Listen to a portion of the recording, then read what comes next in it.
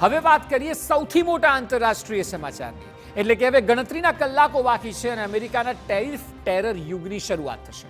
ટ્રમ્પે જે રીતે ટેરિફને લઈને આક્રમક વલણ અપનાવ્યું છે તેને જોતા વિશ્વ આખામાં ચિંતા વધી છે. સવાલ અહીં એ છે કે ટેરિફના ટેરરથી ભારતમાં કેટલી અસર થશે, ભારતના કયા કયા સેક્ટરમાં સંભવિત અસર કઈ રીતે જોવા મળશે.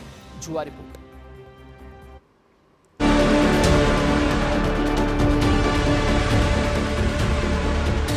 ટ્રમ્પનો ટેરિફ ટેરર.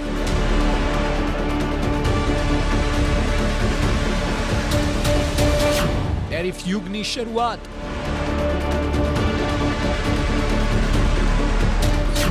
વ્હાઇટ હાઉસનો આકરો અભિગમ.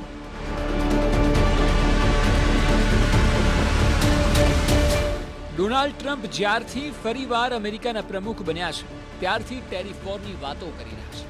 અને હવે તો માત્ર વાતો જ નહીં પરંતુ ખરા અર્થમાં ભારત સહિત દુનિયાના બધા જ દેશો પર રેસિપ્રોકલ ટેરિફ નાખીને ટેરિફ યુગની શરૂઆત કરવાના છે. સાથે જ ટ્રમ્પે 2 એપ્રિલને તો આઝાદી દિવસ તરીકે પણ જાહેર કર્યું.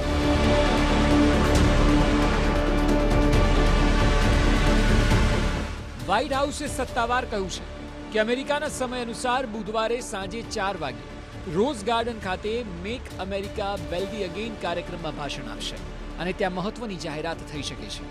આ તરફ ભારતના પરિપ્રેક્ષ્યમાં આખી એ બાબતને સમજવી એ ખૂબ જ આવશ્યક છે. ટેરિફની પૂર્વ સંધ્યાએ ટ્રમ્પે કહ્યું હતું કે મને આશા છે કે ભારત અમેરિકન ઉત્પાદનો પરના ઊંચા ટેરિફ દર ઘટાડશે. ભારતે આ પહેલા કરી લેવું જોઈતું હતું. નિષ્ણાતોના મતે તો ટ્રમ્પ અમેરિકન કંપનીઓને ભારતીય કૃષિ ક્ષેત્રમાં પ્રવેશ કરાવવાનો પ્રયાસ પણ કરી રહ્યા છે.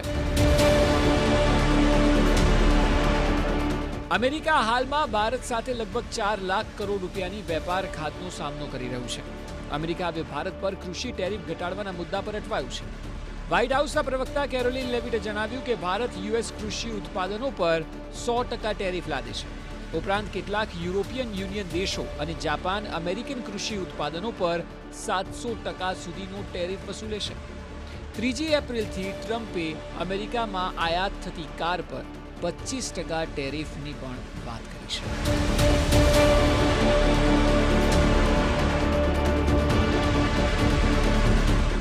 ભારત પર નવા ટેરિફની અસર વ્યાપક પ્રમાણમાં થઈ શકે છે. જો તેને સમજવાનો પ્રયત્ન કરીએ તો ભારતના અલગ અલગ સેક્ટર પ્રભાવિત થઈ શકે છે. ખાસ કરીને આયાત નિકાસ પર મોટી અસર પડી શકે છે. એ સિવાય સોના ચાંદીનું માર્કેટ અને ડાયમંડ માર્કેટ પર પણ મોટી અસર સંભવિત છે. શેર બજારને જેમ થઈ રહ્યું છે તેમ વધુ નુકસાન થઈ શકે અને વ્યાપક અસર થઈ શકે. ભારત સહિત દુનિયાના અર્થતંત્રમાં ગંભીર પરિણામો આવી શકે છે. સોનાના વેપારીઓનું કહેવું છે કે ટેરિફ વધારાને લીધે સોનાના માર્કેટ પર મોટી અસર વર્તાશે.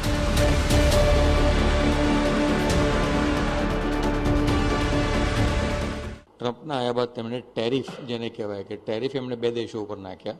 ત્યારબાદ ભારત સાથે આજે 2 એપ્રિલે તેઓ ડિસિઝન લેવાના છે કે તેઓ એન્ટ્રી કેવી રીતે સામે લેશે, કે આપણે 6% હોય તો સામે 6% લેવાના છે ગોલ્ડમાં કે શું કરશે. તો આવી ઘણી બધી ઇફેક્ટ એવી છે કે જે આપણા દેશની અંદર સોનાની ડિમાન્ડને પડી શકે છે. હું તમને ડોલરની ભાષામાં વાત કરું તો એવરેજ $2500 વખતે આપણે ઇન્ટરવ્યુમાં કીધું હતું કે $3300 થવાની જગ્યા ગોલ્ડ લાગી રહી છે, એટલે કે 95,000 થી 1 લાખ રૂપિયાની જગ્યા આપણને લાગી રહી છે. દરમિયાન વાણિજ્ય મંત્રાલય અમેરિકન ટેરિફથી અર્થતંત્ર પર થનારી સંભવિત અસરોનું મૂલ્યાંકન કરી રહ્યું છે તેમ સૂત્રો દ્વારા જાણવા મળ્યું છે. ભારત અને અમેરિકા વેપાર અને રોકાણને પ્રોત્સાહન આપવા દ્વિપક્ષીય કરાર પર કામ કરી રહ્યા છે. અમેરિકન ટેરિફના કારણે વૈશ્વિક બજારમાં ભારતનો સામાન બિનસ્પર્ધાત્મક બની શકે છે તેવી ચિંતા સ્થાનિક ઉદ્યોગો અને નિકાસકારોએ વ્યક્ત કરી છે. અમેરિકાના ટેરિફની અલગ અલગ સેક્ટર પર અસર હશે અને મંત્રાલય વિવિધ પરિસ્થિતિઓ માટે તેના પર કામ કરી રહ્યું છે તેવું સૂત્રો દ્વારા જાણવા મળ્યું છે. આ પરિસ્થિતિને જોતા અનેક સવાલો પણ ઊભા થઈ રહ્યા છે. સૌથી મહત્વનો સવાલ એ છે કે શું ભારતીય અર્થતંત્રને ખૂબ મોટી અસર થશે? શું ભારત અમેરિકા સાથે કોઈ વચ્ચેનો માર્ગ કાઢી શકશે? આ તમામ સવાલો છે કે જેના જવાબ પર સૌ કોઈની નજર રહેશે. Bureau report, TV9.